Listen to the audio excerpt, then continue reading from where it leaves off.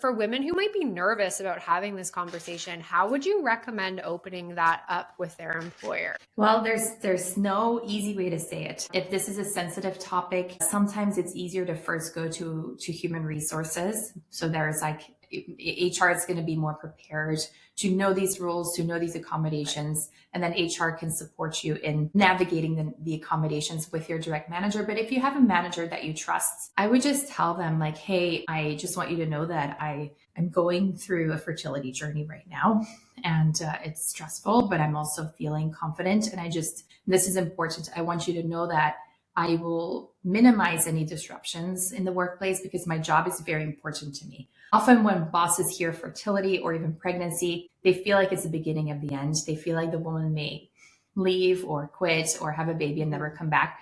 So it's really vital. And I tell this to all mothers I work with, to reinforce that you like your job, that you've invested in this employer, that you're loyal to this employer, and that your job's important to you, that you enjoy the mission, that you enjoy working there, you enjoy the camaraderie, and then having an open dialogue about what it means specifically in terms of time. So anytime there's anything related to fertility or pregnancy, the employer is just going to be concerned about the time that might take. So the more that you can provide them with a schedule and say, this is how I propose we handle this, the easier it is for your employer to grant it, because the employer doesn't know what you need. And in fact, the employer may be a little bit nervous because it's so sensitive, right?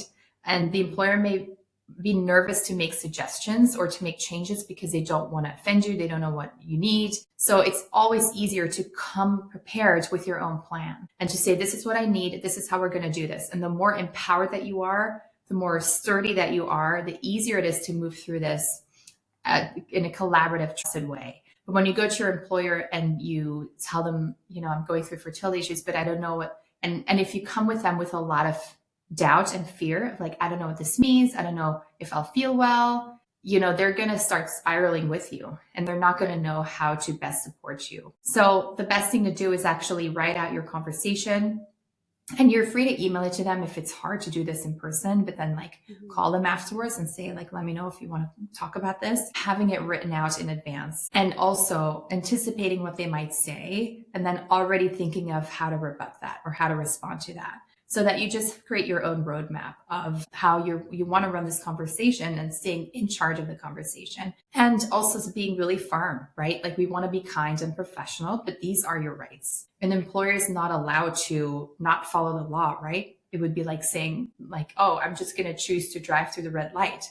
Like, there's rules in place to protect your body right now and protect your experience. So we have to be firm in those as well.